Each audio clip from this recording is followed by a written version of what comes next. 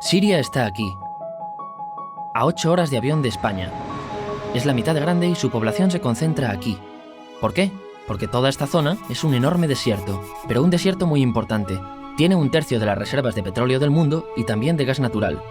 Según algunos, el nuevo petróleo. Para sacarlo de aquí y llevarlo a Europa, hay que rodear toda esta península y salir por el canal de Suez. Como te puedes imaginar, aquí te cobran. Pero hay otra manera más fácil, la línea recta. El que controle estas tuberías las puede abrir y cerrar, como un grifo. Si no pagas, no hay petróleo, ni gas. Esta región es increíble. La civilización en el planeta empieza en 3 sitios y este es uno de ellos. Mesopotamia, aquí. Sumer, que te sonará menos, pero es donde empieza todo, aquí también. ¿Recuerdas la Torre de Babel de la Biblia? La hicieron estos tíos. Egipto, aquí. Siempre ha sido un punto de contacto entre Oriente y Occidente, dando a Asia salida al Mediterráneo. Quizá por eso aquí nacen las principales religiones monoteístas, el judaísmo, el cristianismo y el islam. El islam es el último que llega y de hecho acoge a las 2 anteriores. Adán, Noé, Moisés, Jesucristo son considerados profetas islámicos. Bueno, al grano.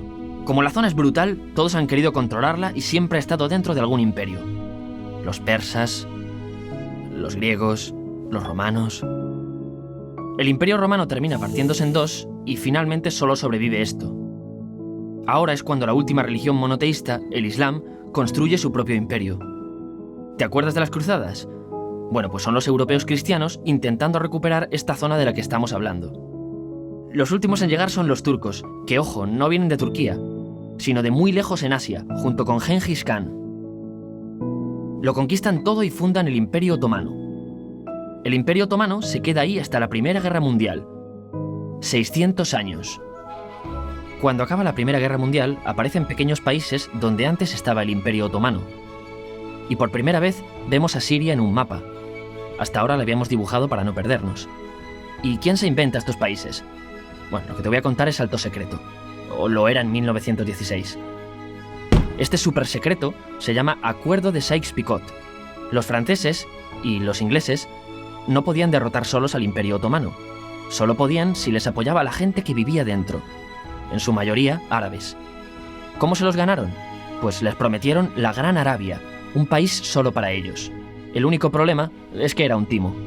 Antes de seguir, recuerda una cosa. Los árabes son un pueblo, pero no una religión. O sea, un árabe puede ser musulmán, puede ser cristiano, y antes del Islam parece que hubo tribus árabes con tradiciones judías.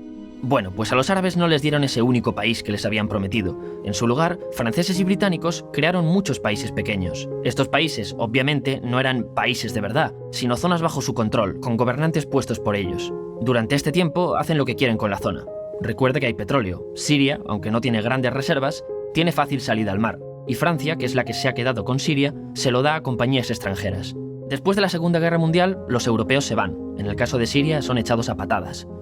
Pero antes de irse, crean otro estado, Israel. No es el momento de hablar de ello, pero es un estado muy polémico que sus vecinos no reconocen.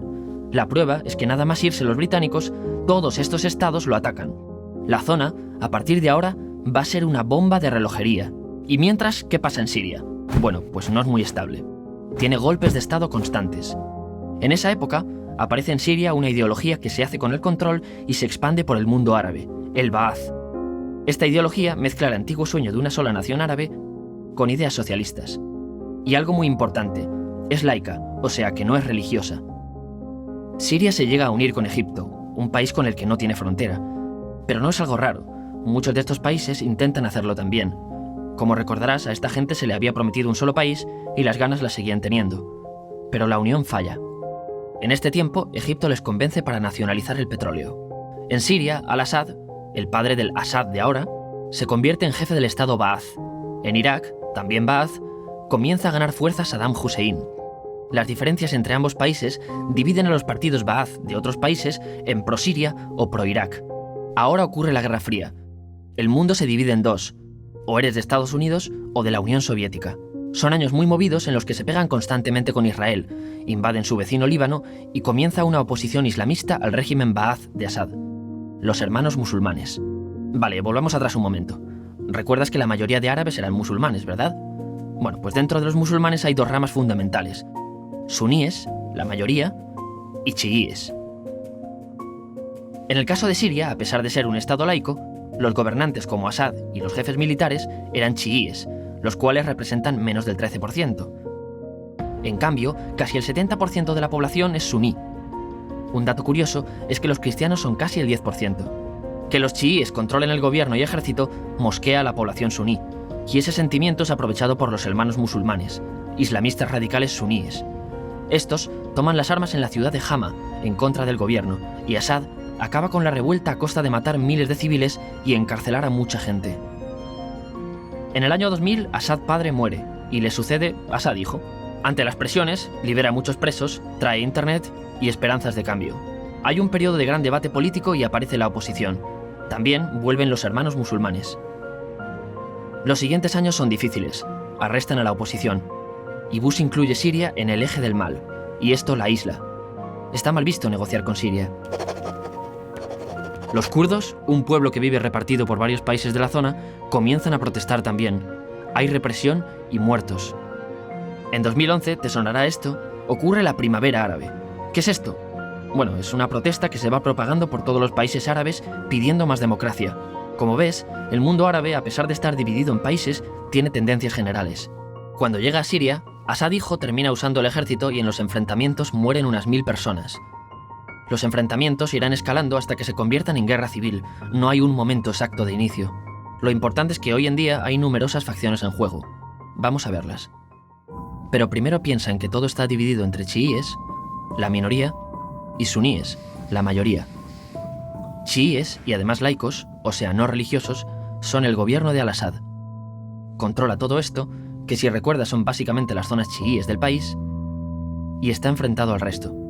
También mayoritariamente laico, pero suní, es el Ejército Libre de Siria, o FSA en inglés, junto con el Frente Islámico, que es religioso, y otros 70 y pico grupos más, forma una coalición que la prensa llama simplemente la oposición.